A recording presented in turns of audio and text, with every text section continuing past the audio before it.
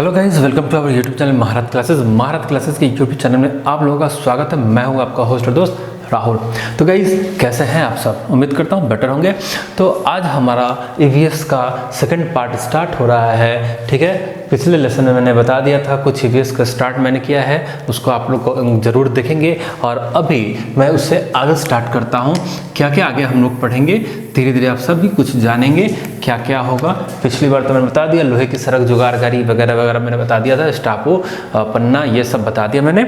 और इससे सवाल बहुत आते हैं ईवीएस में, तो इसको खासकर जो जिनका पेपर 1 है या बोथ पेपर है, तो पेपर 1 वाले इसको बहुत ध्यान से पढ़ेंगे।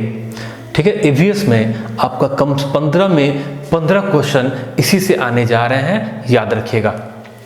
ठीक है, तो जितना कुछ मैं बता रहा हूँ उसको बहुत ही बारीकी से आप लोग ध्यान से देखेंगे और उसको बार बार देखेंगे ताकि अच्छे से आपको याद हो जाए। ठीक है, सेल्फ स्टडी करना बहुत ज़रूरी है क्योंकि अभी लॉकडाउन का जो सिचुएशन है, इसमें प्रॉपर क्लासेस आप कहीं जाकर कर नहीं सकते हैं क्योंकि सारे संस्थान बंद हो चुके हैं।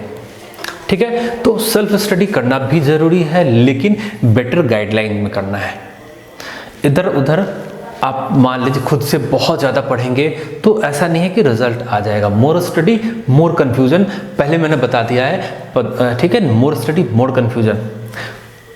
कम पढ़िए, इतना पढ़िए ताकि रिजल्ट आ जाए और वो भी अच्छे नंबर से। ठीक है, सीटेट पास होने के लिए बहुत ज़्यादा प्रकांड विद्वान बनना जरूरी नहीं है, बस उतना ही जानना है जितना में आपका रिजल्ट आ जाए।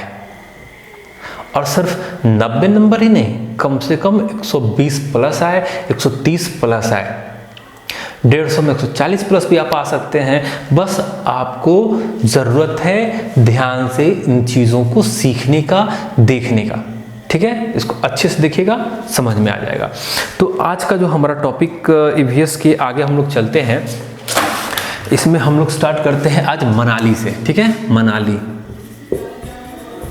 आज सेकेंड चैप्टर स्टार्ट हो रहा है। ठीक है, और लास्ट वाला चैप्टर 1 मानिए, और ये अभी आपका चैप्टर 2 स्टार्ट हो गया है। इसमें हम लोग मनाली पढ़ेंगे। मनाली कहाँ है सबको पता है, बहुत सारे लोग मनाली घूमे भी होंगे, है ना। कुल्लू मनाली बहुत घूमते हैं ना। कहाँ पर है? तो हिमाचल प्रदेश में है, एचपी मनाली है। तो यहाँ पर क्या है, तो पहाड़ी इलाका है, घर पहाड़ों पर बने होंगे, लकड़ियों के घर होंगे, छत क्या होंगे, ढलवा होंगे, है ना, ताकि पानी, बारिश का पानी आसानी से नीचे गिर जाए। क्योंकि ऊंचाई पर होने के कारण बर्फबारी भी यहाँ अच्छी होती है, और इसी बर्फबारी का आनंद लेने के लिए लोग कहाँ जाते हैं? मनाली जाते हैं, है ना। तो बर्फ का जब लोड छत पे पड़ेगा तो मकान की गिरने की संभावना बढ़ जाएगी। इसलिए छत क्या होते हैं, इस तरह से ढलवा बन जाते हैं ताकि बर्फ आसानी से सरक कर नीचे गिर जाए, और खासकर पानी भी नीचे गिर जाए तो घर सुरक्षित रहेगा।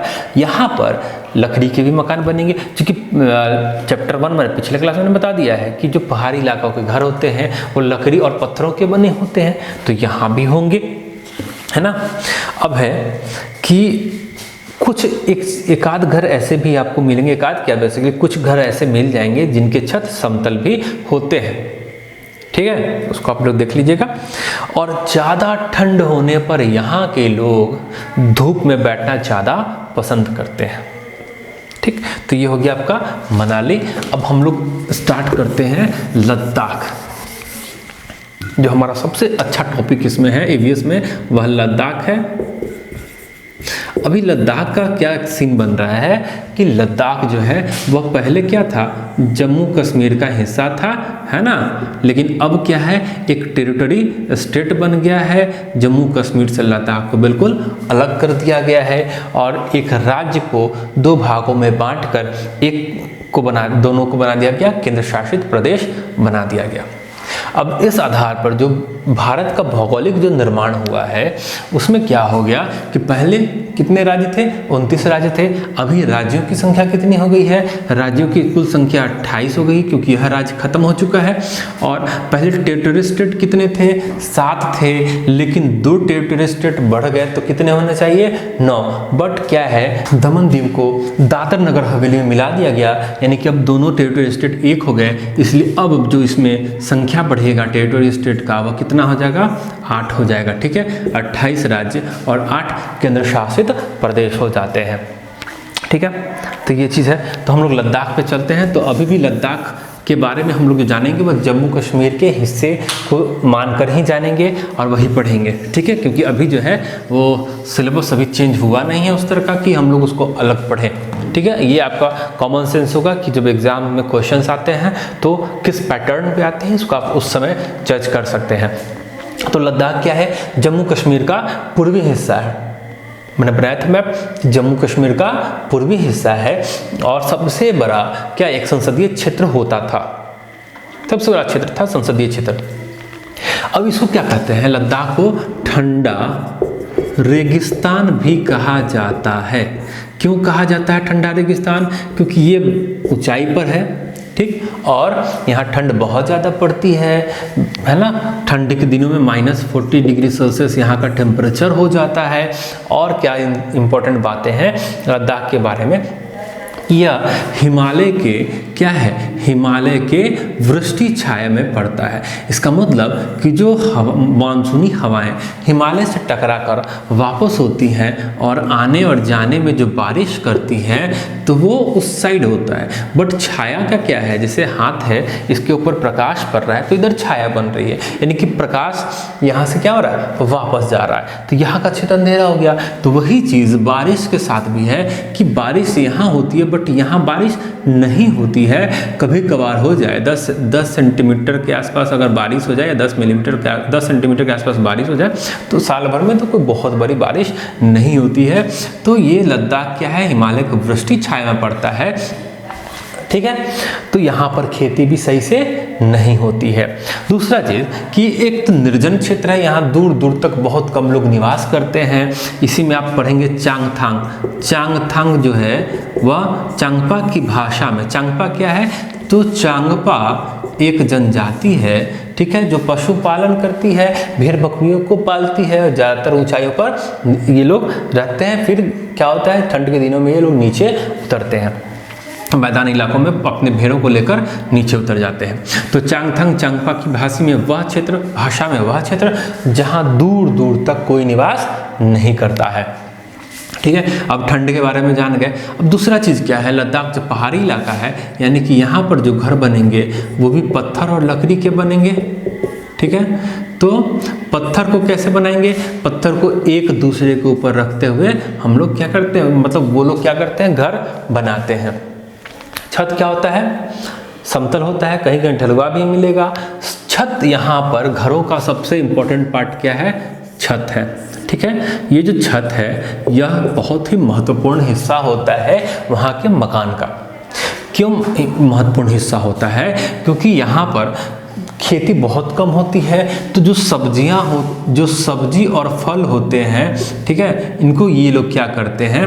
गर्मी के दिनों में छतों पर सुखा लेते हैं ताकि ठंड के दिनों में इसका प्रयोग कर सकें। ठीक है, तो फल और सब्जी सुखाने के लिए छत का महत्वपूर्ण स्थान हो गया, यहाँ पर सुखाएंगे।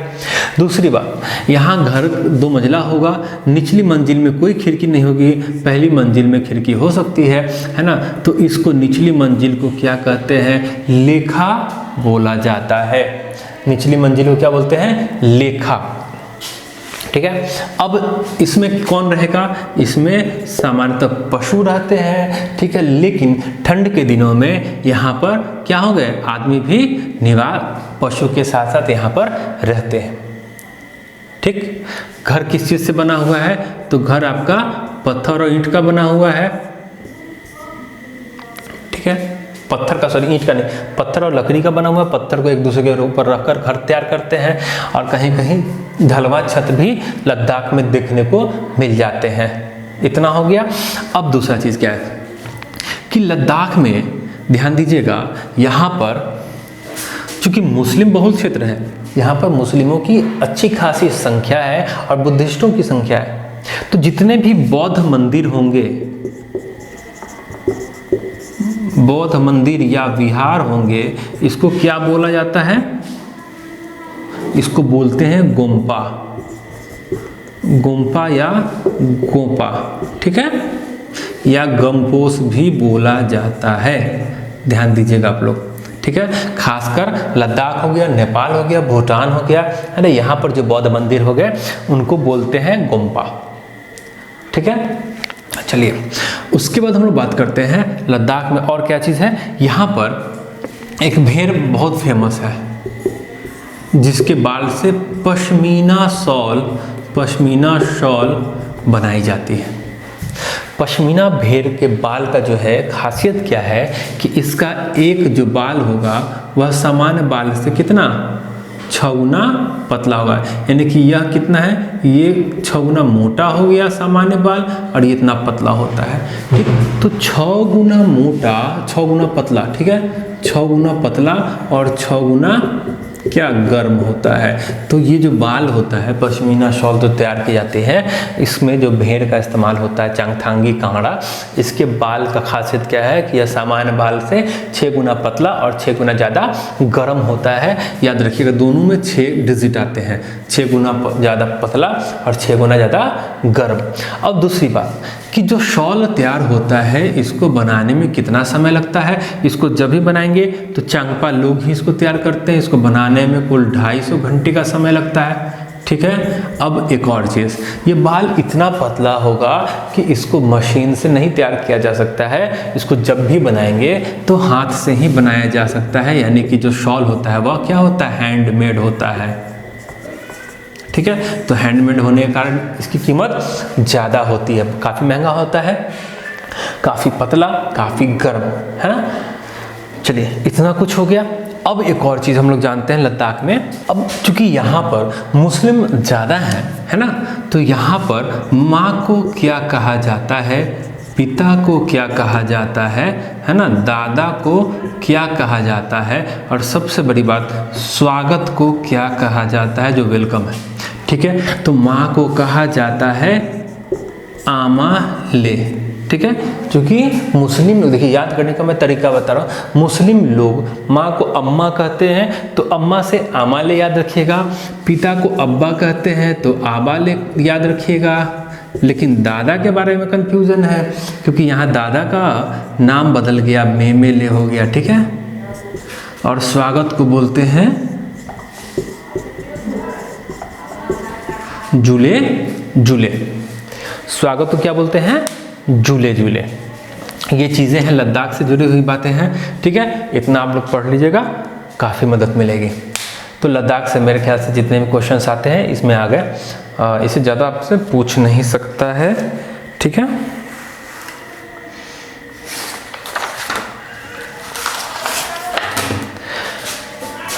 अब एक और चीज़, लद्दाख में कुछ चीज़ें और हैं जो छूट रहा है, वो क्या है बताता हूँ।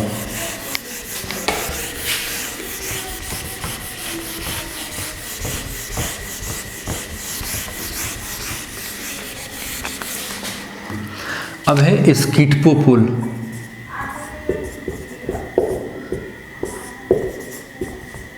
ये होता है स्कीटपो पुल।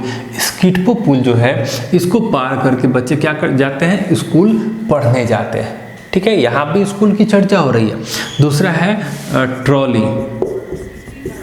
ट्रॉली क्या है, तो ट्रॉली जो है वह लकड़ी के फट्टों का बना हुआ एक बॉक्स टाइप का होता है, ठीक है, जो एक पुल्ली के सहारे, है ना, पहाड़ी इलाकों में जैसे खाई होता है ना, तो इसको पार करने के लिए क्या होता है, लोग यहाँ के बच्चे और लोग क्या करते हैं, ट्रॉली का इस्तेमाल करते हैं, ठीक है। लकड़ी के फट्टों का होता है, इसमें भी 4 से 5 बच्चे बैठकर ट्रॉली को पार कर स्कूल जाते हैं। और इसमें एक घिरनी होता है जिसको बोलते हैं पुल्ली, इसमें रस्सी होता है, इसके खाने में रस्सी फंसी होती है, रस्सी को खींचने पर ये उधर जाता है, फिर इधर खींचने पर इधर आता है। और ये जो लोहे की मजबूत रस्सी पर बंधा होता है, ठीक है, ये लोहे की मजबूत रस्सी पर टंगा होता है और इसको कहीं पेड़ या पत्थर, मजबूत पत्थर से बांध दिया जाता है, या फिर क्या करते हैं, या फिर कोई मजबूत पेड़ होता होगा इससे बांध देते हैं ना, ताकि ये गिरे नहीं, और इसी के सहारे बच्चे विद्यालय जाते हैं। तो ये हो गया ट्रॉली, स्कीटपो पुल हो गया, ट्रॉली में बता दिया। अब है चांगपा के बारे में बता दिया मैंने कि चांगपा क्या है, घुमंतु लोग हैं, पशुपालन करने वाले चारागाह। ये क्या हो गया, गरेड़िया टाइप, गरेड़िया जिनको बोलते हैं ना, गरेड़िया की एक प्रजाति है ये चांगपा, ठीक है। पशुपालन करते हैं, भेड़ बकरी पालते हैं। उसके बाद आता है लद्दाख में रेबो। रेबो क्या है, रेबो एक तिकोना टेंट है, ठीक है। रेबो एक तिकोना टेंट है जो याक के बालों से तैयार किए जाते हैं। तो याक का बाल मोटा होता है, तो याक के बालों से रस्सी बनाते हैं, उसको पट्टी बनाते हैं, और पट्टी को फिर पट्टी से ये लोग क्या तैयार करते हैं, टेंट तैयार करते हैं। और इस टेंट को तैयार लगाने में है ना 2.5 घंटे का समय ये लोग लेते हैं। 2.5 घंटे में कहीं भी इधर से उधर जाके ये लोग एक बार यहाँ से पूरा समेट के दूसरी जगह टेंट लगा सकते हैं, है ना। ये चीज़ें हैं, इसको आप देख सकते हैं। और लगभग 2 फुट तक का गड्ढा खोदकर ये लोग इस टेंट को लगाते हैं। अब है लेह क्या है, तो लेह भी एक सूखा समतल रेगिस्तान है। जो लेह की हम लोग बात कर रहे हैं, ये भी क्या है, सूखा समतल रेगिस्तान है ना। तो यहाँ भी देखिएगा, यहाँ पर बेसिकली क्या है कि सफ़ेद पत्थर के सुंदर सुंदर घर आपको लेह में देखने को मिल जाएंगे, ठीक है। काफ़ी दूर दूर तक लद्दाख में लोग बसे हुए हैं, ठीक है। तो ये चीज़ें हैं। उसके बाद हम लोग बात करते हैं कश्मीर के गांव की। देखिए, जब हम जम्मू की बात करेंगे तो जम्मू में तो पक्के ईंट के मकान मिल जाएंगे, लेकिन कश्मीर के गांव में हम लोग जाते हैं तो कश्मीर के गांव में भी पत्थर के मकान आपको मिलेंगे, ठीक है। पत्थर लकड़ी के मकान वहाँ भी आपको मिल जाएंगे। अब एक और चीज़ है, जम्मू में हम लोग अगर बात करते हैं, जम्मू के घरों में एक खासियत क्या है, तो एक चीज़ आता है डब। डब क्या है, तो डब जालीदार खिड़की है ना, जिसको झरोखा टाइप का कह सकते हैं, है ना। घर यहाँ बैठ के बाहर का इसे नज़ारा लिया जाता है, यानी कि जालीदार खिड़की, जालीदार खिड़की को क्या बोलते हैं, डब बोला जाता है, ठीक है। अब हम लोग बात करते हैं नाव की। कितने तरह के नाव इसमें पढ़ने हैं, देखिएगा। सिर्फ जम्मू कश्मीर के नाव का बता रहा हूँ, फिर केरल का फेरी और उधर है ना वल्लम, इसके बारे में अभी नहीं बताऊंगा, वो फिर केरल के बारे में जब पढ़ाऊंगा तो फिर बताऊंगा उसमें। अब देखिए, जम्मू कश्मीर में कौन कौन से नाव मिल जाएंगे, तो सबसे पहले एक लंबी नाव होगी, ठीक है, जिसके बीच में क्या होता है, छत होता है, जिसमें यात्री बैठते हैं, और यहाँ साइड से खड़े होकर क्या होता है, इस नाव को चलाते हैं। इस लंबी नाव का नाम क्या है, शिकारे है। तो शिकारे देखना होगा, तो शिकारे अभी नई मूवी आई शिकारा, उसको देख सकते हैं, या बहुत पुराने फिल्म है उसमें भी आप देख सकते हैं, ठीक है। दूसरा आता है हाउस बोट। हाउस बोट ये क्या है, 80 फुट तक लंबे हो सकते हैं, ठीक है, 80 फुट तक लंबे हो सकते हैं, और नाव पर ही बना हुआ बहुत ही सुंदर लकड़ी का घर होता है ना। खासकर एक होटल की तरह आप इसको इस्तेमाल, यहाँ पर के लोग, यहाँ पर टूरिस्ट लोग इस्तेमाल करते हैं, और यहाँ के लोग जस्ट लाइक एक समझिए कि तैरता हुआ होटल चला रहे हैं, हाउस बोट उसी का नाम है। अब क्या है कि हाउस बोट के सीलिंग में आप देखेंगे छत पे, तो एक नक्काशी की होती है जिसका नाम है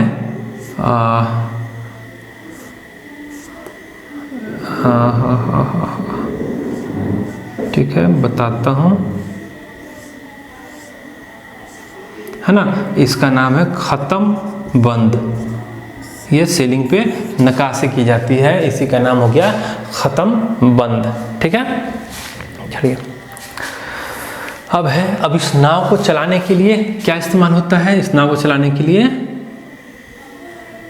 चप्पू का इस्तेमाल होता है, ठीक है, समझ गए। इस लकड़ी के लंबे से फट्टे होते हैं, यहाँ पर चौड़ी फट्टी लगी होती है, और इसी से नाव को चलाया जाता है, और इसका नाम क्या होता है, चप्पू।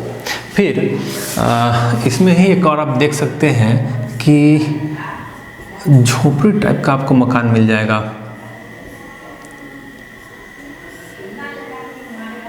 है ना, फूस का मकान, या समझिए कि जो गरीब लोग इसमें निवास करते हैं, है ना। ये भी पानी में ही लोग रहते हैं, नाव पे ही रहते हैं। इसको क्या कहते हैं? इसको डोंगे कहा जाता है। ठीक है, ये हो गया डोंगे।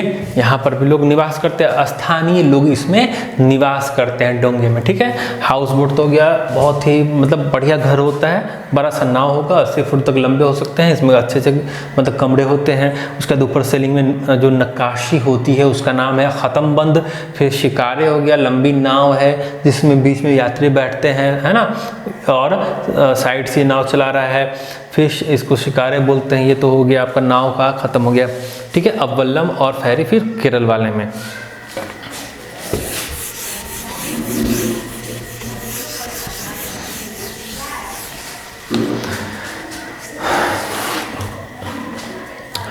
ठीक है, अब हम लोग बात करते हैं इग्लू की। इग्लू क्या है? तो इग्लू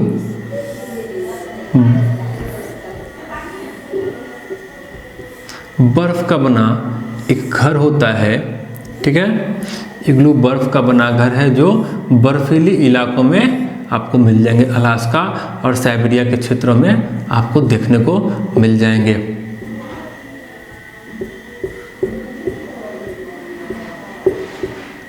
ठीक है, तो इस तरह का बर्फ का बना घर होता है।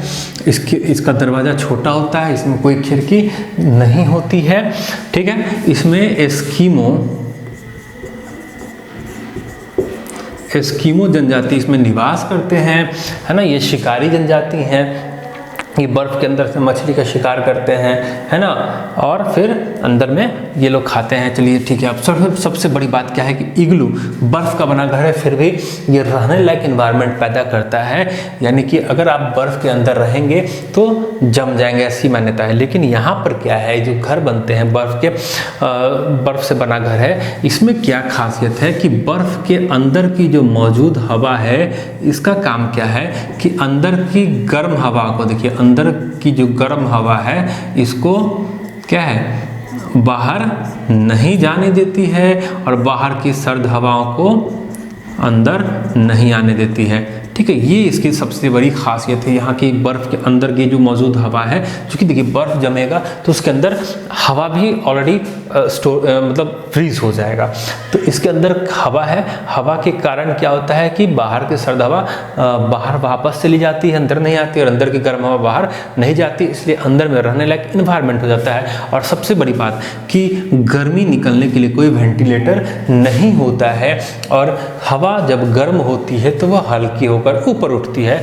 और इसके अंदर हवा का क्या है सीन की हवा ऊपर उठती है बट वापस फिर नीचे इसका मूवमेंट शुरू हो जाता है, और इस तरह से एक साइकिल तैयार होते रहता है और अंदर में गर्मी मौजूद रहती है। और इसका दरवाज़ा भी छोटा होता है, जिस कारण इधर से भी हवा जो है गर्म होकर नहीं निकल पाती है, क्योंकि हवा गर्म होने के बाद हल्की होती है और उसको ऊपर से सोर्स चाहिए बाहर निकलने के लिए, लेकिन ऊपर से पूरा लॉक होता है, जिसके कारण अंदर में गर्म हवा रोटेट होते रहता है, जिसके कारण अंदर में रहने लायक इन्वायरमेंट तैयार हो जाता है। ठीक है, तो आज के लिए इतना काफ़ी है। तब तक के लिए हम लोग फिर मिलते हैं नेक्स्ट वीडियो में। अभी तक का जो भी है मैंने बताया है उसको आप बारीकी से पढ़ें, हो सके तो नोटबुक में इसको नोट कर लें, ज़्यादा बेटर रहेगा। और उसको बार बार देख सकते हैं, या फिर अगर आपकी इच्छा हो तो बार बार इसको रिपीट देख सकते हैं, इसको वीडियो को जितने चाहे अपनी बार आप देख सकते हैं। साथ ही साथ अपने दोस्तों को भी शेयर कर सकते हैं तो ज़्यादा बेटर होगा। और वीडियो को लाइक ज़रूर करेंगे, शेयर भी ज़रूर करेंगे, खासकर फेसबुक पे कर देंगे, और भी माध्यम है आपके पास, व्हाट्सएप माध्यम है, तो इस तरह से आप शेयर कर सकते हैं ताकि हमें भी काफ़ी मोटिवेशन मिलेगा। जितने ज़्यादा सब्सक्राइबर बढ़ेंगे, जितने ज़्यादा लाइक्स मिलेंगे, हमारा मोटिवेशन और भी स्ट्रांग होगा और हम लोग और बेटर ढंग से आपको पढ़ा सकते हैं। चलते चलते बस आपको एक चीज़ बता दूं कि लॉकडाउन जो सरकार का जो पॉलिसी भी है लॉकडाउन का, इसको आप लोग प्लीज़ फॉलो करें, घर में रहें, सुरक्षित रहें, कोरोना वायरस से बचें। ठीक है। और रहा सवाल एग्ज़ाम का, तो ये अभी कहना मुश्किल होगा कि एग्ज़ाम का डेट पोस्टपोन्ड होगा या नहीं होगा, या उसी डेट को फाइनल एग्ज़ाम हो जाएगा, ये अभी कोई नहीं बता सकता है। जब तक कि लॉकडाउन ख़त्म नहीं होता है तब तक कोई निर्णय नहीं लिया जा सकता है। और अनुमान लगाना भी एक है कि आप अनुमान लगा सकते हैं कि मे बी बढ़ जाए, अगर नहीं बढ़ता है तो आपको सतर्क होने की ज़रूरत है, आपको पहले से प्रिपेयर होने की ज़रूरत है। और इसी लॉकडाउन के दौरान आप लगातार हमसे जुड़े रहें, और जितने ज़्यादा आप लोग जुड़ेंगे उतना ज़्यादा हम लोग और भी बेटर कर सकते हैं, ठीक है। जो लोग हमारे चैनल में बिल्कुल नए हैं वो लोग प्लीज़ सब्सक्राइब कर देंगे, लाइक कर देंगे और बेल आइकन को ज़रूर दबा देंगे, क्योंकि सबसे पहले आप तक हमारी वीडियोज़ की नोटिफिकेशन आएगी। ओके, तब तक के लिए good bye, best of luck.